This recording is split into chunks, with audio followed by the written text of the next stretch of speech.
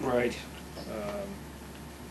And so God, because he knew that the Jews would just naturally overwhelm the Dom Goyim, he fenced the Jews in with both a written Torah and an oral Torah, and so the Torah observant Jew is fenced in by all these restrictions. So he lives like in the Torah corral. So it's like handicapping a horse.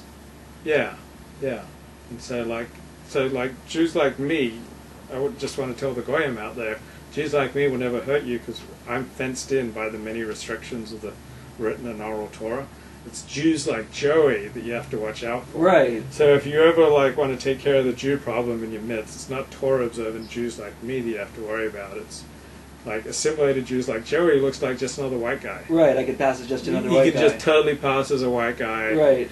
And before you know it, he's up in your system. Yeah, we're the most dangerous because we're the ones who spread the Jewish disease. Yeah, and you're out there mixing with the Goyim, like passing. You can totally pass as a Goy. Yeah. Like if we had another Holocaust, you'd probably be fine. No, I get it too. Yeah. But yeah, no. There's a lot of anti-Semites would agree with everything you're saying. Yeah, well, anti-Semites are some of my biggest fans. Yeah, mine as well. Back in my UC days, I had a big following on Vanguard.com. Their tagline was "No Jews, just right." They liked me. So place is not permanent in Judaism. The only things that are permanent are God and Torah, which is the message of the living in the Sukkah, the booth. We just finished with the holiday of Sukkot a couple of weeks ago, and we live in booths for 8 days to remind us of the impermanence of life. But what is permanent is Torah and God. So what did God speak to Abraham? God speaks to those who can hear him. So if you're like elevated at a high spiritual level, you're more likely to tune into the divine frequency.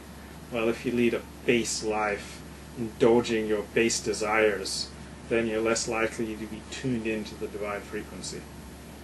So if you have to already be receptive by being godly and then you will.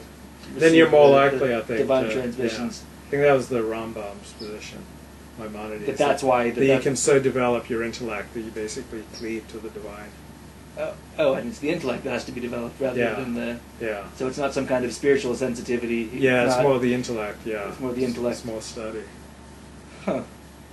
Well, the strange thing, though, was that this is the first time I ever noticed this, is that it says at the end of Noah, the previous Torah portion, that Terah already was on his way with Abram and Lot and all to Canaan.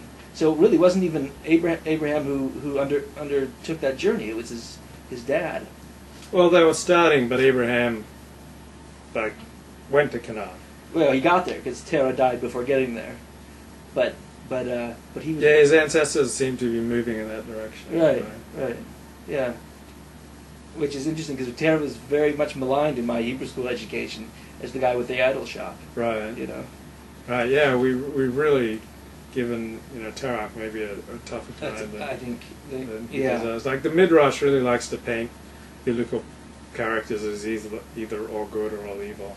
Yeah. So all the patriarchs, Abraham, Isaac, and Jacob, are portrayed in the Midrash as these saintly figures, while the more nuanced characters like Esau and Terah get portrayed as bad guys. Right. So I'm wondering, did our matriarch Sarah have the clap? Because every time she seems to get with someone, they come down with some nasty skin disease. Yeah, well, first there's the thing you can never get around with, just Abram pimping out his wife when they go down to Egypt. But yeah, I don't know. I've heard that. I've heard that the afflictions that Pharaoh's house was cursed with were venereal in nature. I don't know. Kind of upsetting to one's worldview that Sarah would do that. Yeah, and supposedly she was the most beautiful. She was the first woman who was more beautiful than Eve. Yeah, and she was 65 too. Yeah. I mean, I have not seen beautiful 65-year-olds. Well, you have? 65 is a bit high. Yeah, a bit high. Yeah. There's some 45-year-olds still. Oh, yeah, for sure. But 65, not so much. No, not so much, but yeah. So what do you think? Like, I don't have a problem with what Abraham did. because he was mixing with bad people who traditionally like just take what they want and would be willing to kill to get what they want. And so I don't see a problem in Abraham saying she's my sister, and even if it was a complete lie, it was only a bit of a lie because she was his half sister. Right. Yeah, I don't know. I mean, from this point of view, from here, it seems, it seems an unnatural thing for a man to do. It's not very chivalrous. It's not very chivalrous, and it's not very manly. It's When you went to Ireland, did you tell people, "Oh, this is my sister"? No, I did not do that. And she was lovely, but I claimed her as my own. Yeah. You weren't afraid that they were going to kill you and take her away? Even in Algeria, you didn't say, "This is my sister"? No, I've never once did I introduce my wife as my sister. And it happens, does it happen twice? Does Abram do it twice? Yeah, and I think Isaac does it as well. So, different times, I guess. Yeah, see, life is rarely a choice between good and bad. It's a choice between miserable and a little less miserable. Yeah, yes. And can you do the right thing and still commit a sin? So maybe he sinned by lying, but he still maybe did the right thing in keeping himself alive and giving Sarah, keeping himself alive for Sarah, so that. But why does Pharaoh suffer for his lie? Because Pharaoh is blameless throughout this whole thing. He doesn't know once he realizes that they do seize her. They take her. Like, they don't. No, they give him a tremendous bride price. Yeah. But it says, and the woman was taken. Pharaoh's courtiers saw her, and the woman was taken. So there's no bargaining for her. They just took her. And they gave him a lot of bling. A lot of bling. A lot of bling. But they just took her, and then they gave the bling. So okay. It's not very nice. No, but by biblical standards, it's pretty good behavior, isn't it? I'm looking for. Okay, so yeah. So chapter 12, verse 15, and the woman was taken into Pharaoh's palace. He saw that she was taken into Pharaoh's palace. Yeah. Okay, so maybe he wasn't entirely blameless. Huh. Okay. Still, Abram does not come off well here. But comes off as realistic. I mean, I think it's a basic Jewish principle, but I don't know the source for this. But with the righteous, you deal righteously, and with the wicked, you deal wickedly. That's a Jewish. I think so, but I don't know the source. But to me, that's my understanding of Jewish text. I mean, that's my understanding of reality. He's not. Well, I don't. I mean, so he's not behaving wickedly toward Pharaoh. He's lying. He's right. He's behaving submissively toward Pharaoh. But he's lying. He's more than submissively. He's like lying and saying, "This is my sister, not my wife." But he's dealing with wicked people. So with wicked people, you deal wickedly, and with righteous people, you deal righteously. So you can lie. You can lie to a liar, and and you can cheat a cheater.